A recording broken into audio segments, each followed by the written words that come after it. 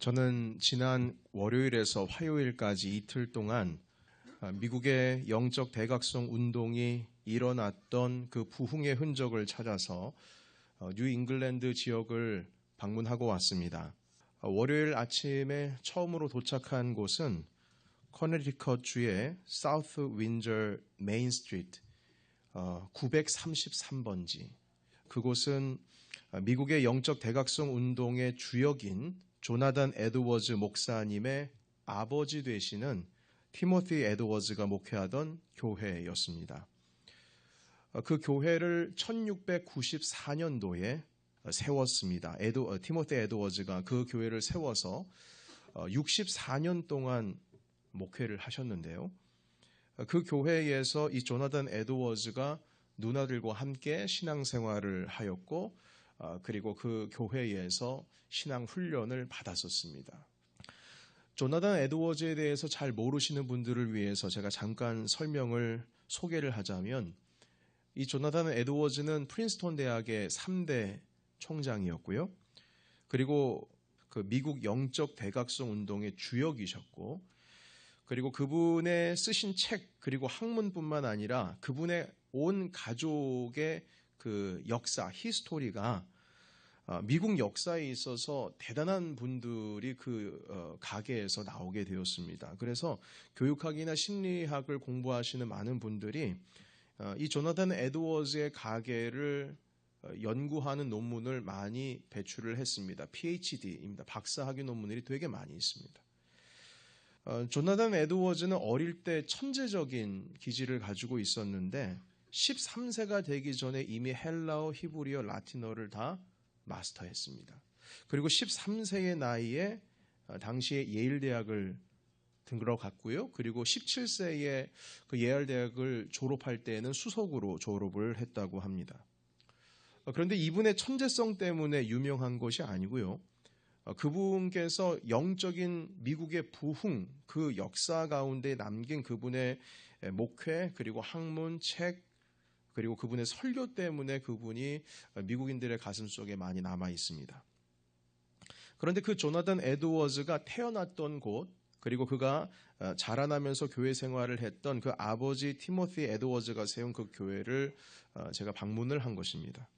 놀라운 것은 그 티모티 에드워즈의 11대 손자인 로버트 스타 3세가 그곳에 현재 살고 있습니다. 근데 그 로버트 스타 3세가 왜 그 성이 스타이냐면 외손이기 때문에 스타입니다. 그분께서 그 교회를 출석하고 계시면서 11대가 지나도록 그곳을 지키고 있는데요.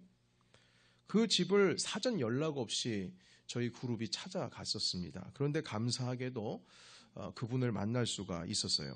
그 티모티 에드워즈 할아버지가 개척하시고 목회하시는 그 제일 회중 교회, 그러니까 영어로 하면 The First Congregation Church, 그 교회의 지금 장로님으로 심우하고 계시다고 합니다. 그리고 교회 옆에 한 5분 거리에 집이 있으신데 그 집의 한 곳을 창고를 사무실로 만들어서 CPA, 그러니까 회계사 업무를 보시면서 지역을 돌보고 그리고 교회를 돌보고 계셨습니다. 그 로버트 스타 3세께서는 하버드 졸업생입니다. 수재입니다만 그 대도시에 나가서 충분히 사업을 크게 일으키고 그리고 본인이 가지고 있는 그 실력과 재능을 가지고 큰 대기업에 들어가서 일을 하면서 자기의 꿈을 마음껏 펼칠 수가 있었음에도 불구하고 그 자기 조상들이 지켜온 신앙과 그 지역을 떠나지 않고 그 가문이 300년이 넘는 그 시간도록 자기 조상, 그 할아버지 때의 교회를 지금까지 지키고 있는 겁니다. 참 놀라운 일이죠. 사전 연락 없이 찾아갔는데 감사하게도 그 로버트 스타 3세를 만날 수가 있었던 거예요. 왜냐? 지금 세금 시즌이기 때문에 사무실을 떠날 수가 없는 겁니다. 그래서 만났는데요. 한국에서 자기의 조상의 신앙을 공부하기 위해서 왔다고 하니까 그냥 그 자리에서 집을 오픈을 해주더라고요. 그래서 교회에서 차로 5분도 안 되는 거리, 그 집에 들어가 보니까요. 그 집안의 거실의 한 벽에 조나단 에드워즈의 가계도가 이 벽지로 이 액자로 크게 만들어 가지고 붙어 있는 것을 보게 되었습니다. 그리고 놀라운 것은 무엇이냐면 더더욱 놀라운 것은 300년 전에 그 티모티 에드워즈 목사님께서 앉아서 설교 준비하고 계시고 집무를 하셨던 그 사용하시던 그 300년 전의 그 의자를 로버트 스타시가 보관을 하고 있었습니다. 지금 스크린으로 보는 의자가 바로 티모티 에드워즈 목사님의 의자입니다. 300년 된 의자예요. 그 티모티 에드워즈의 의자가 있으면 또 누구의 의자도 있었겠습니까? 조나단 에드워즈의 의자도 있었겠죠. 그런데 그 의자가 어딨냐고 여쭤보니까 자기 브라더가 가지고 있다고, 여기에 없다고 그렇게 말씀하시더라고요. 여하튼 한국에서 목회자들이 그 자기 조상의 신앙을 공부하기 위해서 멀리서 한국에서 왔다고 하는 그 말에 사전 연락도 없었는데 자기 집까지 열어주면서 자기 가문의 신앙에 대해서 이야기를 하는 걸 너무 즐거워했습니다. 그런데 저는 이 이야기를 들으면서 좀 많은 생각을 했습니다. 어떤 생각이냐면 나는 그렇다면 지금 내 신앙의 흔적을 내가 섬기는 교회에서 함께 그 신앙의 어떤 탑을 하나씩 쌓아 올리면서 그 신앙의 흔적, 그 신앙의 유업을 우리 다음 세대 그리고 저의 자녀에게 지금 남기고 있는 그 작업을 내가 지금 하고 있는가라고 하는 그 생각을 좀 하게 되었습니다. 그리고 이 집을 방문했을 때에 제가 들었던 생각 중에 하나, 제가 그 5살 때에 저희 아버지께서 시무하시던 경기도 양평의 지평교회가 생각이 났어요. 저는 그곳에서 한 2년 반 정도 생활을 했던 것 같은데 5살 전의 이야기를 어떻게 제가 기억을 하느냐라고 물으시겠지만 저에게 사진을 가지고 있거든요. 사진을 많이 가지고 있거든요. 그때 그곳에서 찍었던 사진. 그래서 그 사진을 보면서 제가 기억을 하고 있는 것 같습니다. 작년에 제가 그 저희 부모님 댁을 방문해서 그 지평교회에서 있었던 이야기를 아주 자세하게 얘기를 하니까 어머니 아버지가 놀라시더라고요. 그걸 어떻게 다 기억하냐고요. 그곳에서 2년간 살다가 7살이 되기 전에 서울로 올라왔는데 서울에 올라오고 나서 25년이 지난 후 제가 결혼을 하고 제 아내와 그리고 아내 뱃속에는 저희 첫째 아들이 있을 때에 그때에 그 저의 신앙의 흔적을 찾아서 한번 그 지평교회를 방문한 적이 있었습니다. 미국 선교사님께서 세운 교회로 기억을 하고 있는데요. 당시에 그 사무실에 역대 목사님의 이렇게 사진들이 액자가 결려 있었는데 그 중에 저희 아버지 사진도 제가 확인을 했었습니다.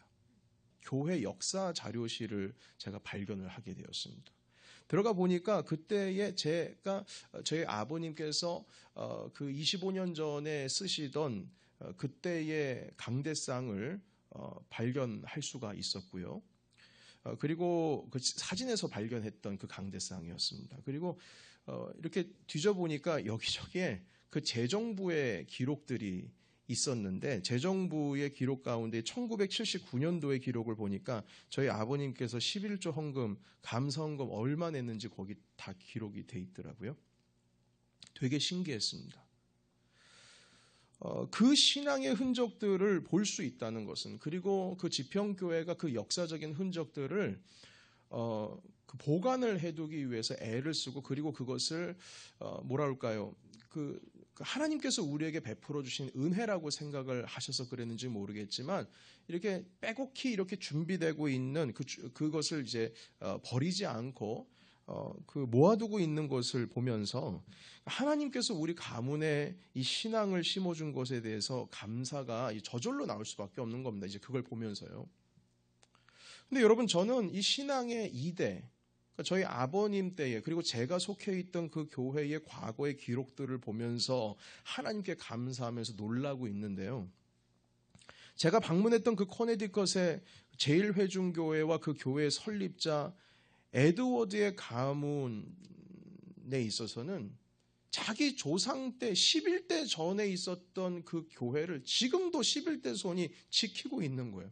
여러분, 이게 매칭이 안 되는 겁니다. 저는 1세대, 2세대 겨우 우리 아버지 그 심호하시던 교회 찾아가서 마음의 감동을 얻고 왔는데 지금 이건 몇 대입니까? 300년이 넘도록 그 교회를 지키고 있는 겁니다.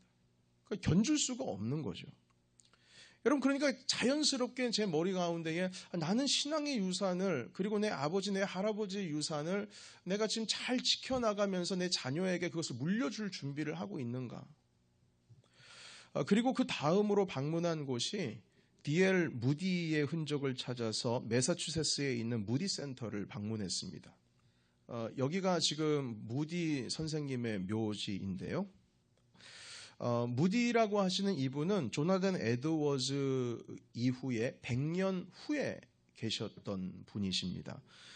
매사추세츠의 노스필드라고 하는 곳에 소장농의 아들로 태어나셔서 어린 시절 일찍이 아버지를 여의고 그리고 이제 구두를 만드는 기술을 배워서 보스턴에서 구두를 어릴 때부터 만드는 일을 하셨습니다.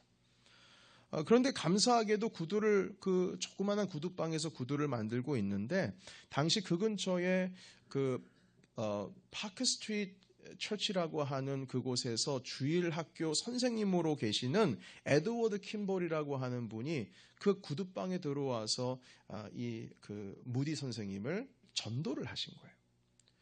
그래서 그때 그분을 만나가지고 전도함을 당했을 때에 이분의 마음 가운데에 하나님을 영접하고 그 자리에서 영적인 변화가 일어났는데요. 이분이 나중에 그 1800년대 후반에 미 동부뿐만 아니라 미국 전역의 당시의 대표적인 설교가가 되었습니다. 비즈니스 구두가게도요, 성공을 해가지고 그곳에 매사추세츠 노스필드라고 하는 그곳에 아주 큰 그 땅을 사서 그곳에서 학교를 세우고 출판사를 세우고 그리고 우리가 지금 미국 사람들이 보고 있는 그 찬송가를 모두 다 이렇게 분류해가지고요, 바로 이 무디 선생님께서 다 행하셨다고 합니다. 그래서 수많은 젊은 청년들에게 강한 영적인 임팩트를 주고 있는 사역을 그때 하셨는데요. 여러분, 그래서 제가 그때 당시에 회심했던 그 당시의 구두가게를 제가 한번 찾아가 봤습니다. 여전히 그 구두가게가 있겠습니까? 없지요. 그 자리는 은행으로 바뀌어서 있는데, 그렇지만 그 은행의 바로 벽에 이렇게 쓰여져 있습니다. 바로 이곳에서 D.L. 무디가 회심을 하였다. 그러니까 이분이 이 미국 사회에서도 이렇게 탁월하고 또한 유명한 이유는 이분이 아주 강한 어떤 비저너리였고 설교가였기 때문입니다. 이분께서 일구었던 영적인 운동 하나가 무엇이냐면 학생 자원 운동이었습니다. 학생 자원 운동, 영어로 표현하자면 The Student Volunteer Movement for Foreign Missions. 해석하자면 세계 선교를 위해서 학생들을 자원해서 일으켜 세우는 운동이에요. 그래서 학생들을 상대로 집회를 열고요. 집회를 열면 이 무디 선생님께서 설교를 하시는데 이분이 이 기름 부음을 받은 목사님은 아니셨거든요. 그러니까 평신도인데도 학생들을 불러 모아서 설교를 하는 겁니다. 그때 당시에 이 설교가 얼마나 강한 임팩트가 있었냐면요. 뭐 수많은 평신도들뿐만 아니라 목사님들도 이분의 설교를 듣기 위해서 모였습니다. 여러분, 그래서 이 운동과 연관이 있는 사람이 누구냐면 한국의 지금의 평택대학교, 그 평택대학교의 전신이 피어선 신학교였는데요. 그 피어선 신학교를 건립하신 아더 피어선이 바로 우리나라의 선교사로 오셔서 세운 그 신학교였습니다. 그 아더 피어선이 바로 이 D.L. 무디와 함께 학생 자원 운동, 선교사로 파송하는 운동을 벌이셨어요. 그런데 여러분, 이분이 다 유명하신 이유, D.L. 무디가 유명하신 이유, 우리에게도 유명한 이유는 무엇이냐면, 여러분, 우리가 잘 아는 언더우드 선교사님 아시죠? 아펜젤러 선교사님 아시죠? 언더우드 선교사님은 장로교 선교사님이고 아펜젤러 선교사님은 감리교 선교사님이십니다. 그런데 이 두 분께서 D.L. 무디의 그 학생 자원 운동 시에 설교를 듣고 한국으로 선교로 가기를 결정을 내리셨어요. 대단한 분이시죠.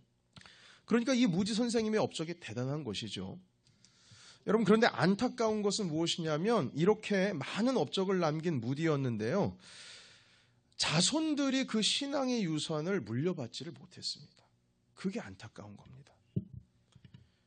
그러니까 무디 선생께서 언더우드 아펜젤러까지 이 우리나라에 보낼 정도로 강력한 설교를 그때 당시에 많은 그 하버드생들과 그 예일 대학생 보스턴에서 왔던 그 학생들을 이 자원함을 받아가지고 막 선교로 투입을 시켰는데, 참 안타깝게도 그 무디의 영향을 받은 많은 학생들은 있었지만 그 자손들에게는 이 신앙의 유산을 물려주지를 못했어요. 단지 그 가문에, 무디 가문에 무엇을 물려받았냐면 재산은 물려받았어요. 재산은. 그리고 그 가이드를 해주시는 여자 그 성도께서 저희들에게 말씀을 하시는데 뭐라고 말씀하시냐면, 그 무디의 영향을 받은 사람들이 무디의 그 신앙적인 유산들을 가족이 아니라 우리들이 지키려고 노력하는 반면 그 자손들은 신앙과 전혀 상관없이 살고 있다는 겁니다. 뿐만 아니라 그 무디 할아버지, 그 조상의 그 유산들을 신앙적으로 계승하려고 하는 것이 아니라 그것을 가지고 세속적인 이익을 위해서 유지하고 있었다라는 소식을 듣게 되었습니다. 그래서 그곳을 안내하시는 분께서 그 가족들을 위해서 기도해달라고 우리 한국 목사님들께 요청을 하시더라고요. 기도를 해달라고요. 저는 이 두 가문의 유산들을 하루에 모두 방문하고 체험하면서 극과 극을 다 경험했어요. 어떤 극과 극이냐면, 한쪽은 300년이 넘도록 11대 자손이 그 지역을 떠나지 않고 조상의 교회를 지키고 있고 조상의 신앙을 자부심을 가지고 그 흔적을 남기고 있는 중입니다. 대도시에 나가서 돈 많이 벌고 편하게 살 수도 있는데도 그 시골 마을의 한 구석에 앉아가지고 하버드 수재 그 졸업생이 거기서 평생을 교회를 지키고 마을을 지키고 있었다는 겁니다. 그런데 다른 한쪽은 가문이 이 조상의 신앙을 계승하거나 그 유산을 신앙적으로 보존하려고 하는 것이 아니라 가족이 아닌 자들을 통하여서 그 신앙이 유지되고 계승되고 있었고, 그 가족들은 하나님과 거리가 먼 인생을 살고 있다. 여러분, 이 극과 극을 바라보고 있는 제가 참 안타까운 마음이 들더라고요. 여러분, 이런 저의 경험을 여러분께 함께 말씀을 드리면서 이 배경을 가지고 오늘 읽었던 본문 말씀을 한번 잠깐 봤으면 좋겠습니다. 여호수아가 요단을 건널 때에 하나님의 명령을 받아서 그 요단강 한가운데에 이스라엘의 지파의 수대로 한 지파씩 하나씩 그 큰 돌을 요단강 한가운데서 가져오라고 주님께서 명령하셨어요. 그러니까 지난주에 참석하신 분들은 아시겠지만 제사장들께서 그 하나님의 법궤를 들고 강 한가운데로 들어가지 않습니까? 그럴 때에 물이 멈추게 되었는데, 그 이스라엘 백성들 200만이 넘는 사람들이 다 지나갈 때까지 제사장들이 그 강 한가운데 버티고 있는 겁니다. 다 건너갔는데 여호수아께서 다시 명령을 내리는 거예요. 다시 그 법궤가 있는 강 한가운데로 들어가서 제사장들이 서 있는 그 주위에 있는 큰 돌들을 각 지파에 하나씩 다 어깨 메고 나오라고요. 그리고 그 12개의 큰 돌들을 가지고 여리고성 동쪽 경계에 있는 길갈이라고 하는 곳에 하나씩 다 세우라고 명령을 내렸습니다. 그 돌을 세운 이유가 있습니다. 그 돌을 세운 이유는 이스라엘이 가나안 땅 그 현지에 있는 원주민들에게 자기의 이스라엘이라고 하는 민족의 탁월성이라든지 자신의 어떤 명성을 보여주기 위해서 그 돌을 세우라는 것이 아닙니다. 무엇을 위해서 세웠냐면 자기 이스라엘 자손들, 다음 세대가 이 돌을 봐야 된다, 그거예요. 왜냐하면 그 돌을 보면서, 아니 아버지, 이 돌이 도대체 무슨 뜻입니까? 이 돌이 여기 왜 세워져 있습니까? 라고 했을 때에 우리 하나님께서 우리를 여기에 인도해 주셨다. 주님께서 행해 주셨다. 그 신앙의 유산을 너희가 받아야 된다. 이 말씀을 하기 위해서 하나님께서는 이스라엘 백성들에게 명하시기를 그 12개의 돌을 거기다 세우라고 주님 말씀해 주셨어요. 여러분, 그 상황을 다시 한번 생각하시면서 20절부터 24절까지의 말씀 다 같이 한번 읽어보도록 하겠습니다. 여호수아 4장 20절에서 24절 읽겠습니다. 시작. 여호수아가 요단에서 가져온 그 12돌을 길갈에 세우고 이스라엘 자손들에게 말하여 이르되 후일에 너희 자손들이 그들의 아버지에게 묻기를 이 돌들은 무슨 뜻이니까 하거든 너희는 너희의 자손들에게 알게 하여 이르기를 이스라엘이 마른 땅을 밟고 이 요단을 건넜음이라. 너희의 하나님 여호와께서 요단물을 너희 앞에서 마르게 하사 너희를 건너게 하신 것이 너희의 하나님 여호와께서 우리 앞에 홍해를 말리시고 우리를 건너게 하심과 같았나니 이는 땅의 모든 백성에게 여호와의 손이 강하신 것을 알게 하며 너희가 너희의 하나님 여호와를 항상 경외하게 하려 하심이라 하라. 아멘. 너희의 하나님 여호와를 항상 경외하게 하려 하심이라. 요단강 사건을 모르지요. 이스라엘 자손들이 요단강 사건을 몰라요. 후예들은 모릅니다. 그러나 그 돌들이 세워진 것을 보고 아버지 저게 뭡니까? 라고 물어보면 하나님께서 우리를 이스라엘을 구하셔서 출애굽해서 이 가나안 땅으로 인도해 주셨다. 단지 the fact, 그 사실을 전달하기 위함이 아니고요. 그 역사적인 레코딩을 전달해 주기 위해서 돌들을 세운 것이 아니라 너희의 하나님 여호와를 항상 어떻게 해요? 경외하게 하기 위해서 그 돌을 세우신 거예요. 그 역사적인 기록을 보면서 우리는 하나님을 경외해야 된다. 우리에게 이렇게 큰 은혜를 주신 주님을 경외해야 한다라고 하는 그 메시지를 전달하기 위해서 이 돌들을 세웠다는 겁니다. 다시 말해서 그 돌은요, 이스라엘 자녀들을 염두한 흔적이며 그리고 신앙의 유산인 겁니다. 이스라엘 백성들은 요단강을 건넌 그 사건이 무슨 자기 민족, 우리 이스라엘이라고 하는 민족의 명예로움을 다른 민족에게 보여주기 위함이 아니었습니다. 자기의 이름을 알려주기 위함이 아니었어요. 자랑하기 위해서 12개의 돌을 세운 게 아닙니다. 비석 세운 거 아니에요. 여러분 옛날에는 전쟁 가운데에서 뭐 고구려 무슨 뭐 광개토 대왕비 뭐 이런 거 있지 않습니까? 그게 뭡니까? 전쟁에서 이겨가지고 너희들 함부로 우리 민족 업신여기지 마라 이런 것 때문에 비석 세우는 거 아니겠습니까? 그런데 주님께서는 그게 아니었어요. 이스라엘 백성들이 무슨 자기의 명예로움을 다른 민족에게 보여주기 위해서 자랑거리로 남긴 것이 아니고요. 자기 자손들 때문입니다. 하나님을 경외하게 하기 위해서 그 돌덩이 12개를 딱 남긴 것이죠. 여러분, 하나님을 경외하기 위한 우리의 신앙의 유산은 무엇입니까? 여러분들께서는 여러분들의 자손 혹은 우리의 다음 세대에게 그 유산을 남기기 위해서 여러분 도대체 오늘 어떤 유산을 여러분들께서는 만들어 가고 계십니까? 하나님께서 우리의 가족을 이 미국의 이민 땅 가운데 바로 여기까지 인도하셨다라고 하는 그 감사의 믿음을 무엇으로 여러분들의 자녀 가운데 남겨주고 계십니까? 만약 하나님께서 여러분들에게 물질적인 복을 주시고 또는 어떤 분들은 이민 생활에서 한 세대 한 세대 넘어가면서 명예로운 것들을 많이 얻게 되고 좋은 것을 주님께서 복으로서 우리에게 선물로 주셨다면 여러분 그거 모든 것은 하나님을 경외하게 하기 위해서 주님께서 주신 것이지 우리의 자랑을 남기기 위해서 주님께서 복으로 우리에게 선물 주신 것 아닙니다. 하나님께서 행하셨다면 주님께서 우리에게 그 큰 복을 주셨다면 우리는 당연히 주님께서 행하셨다라고 하는 그 사실뿐만 아니라 주님을 경외하기 위한 흔적을 우리의 가정과 우리 교회에 분명히 남겨줘야 될 것입니다. 창세기에 바벨탑이 무너진 이유가 무엇일까요? 확실히 성경에 쓰여져 있습니다. 자기들의 이름을 세상에 남기려고 탑을 세우다가 하나님께서 이걸 괘씸하게 여기셨어요.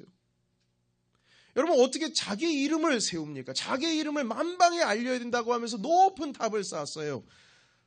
우리 인간들의 이름으로 모이는 것이 아니라 하나님의 이름으로 모여야 할 주님의 백성들임에도 불구하고 자기의 이름을 널리 알리기 위해서 탑을 쌓다가 다 주님께서 무너뜨리셨습니다.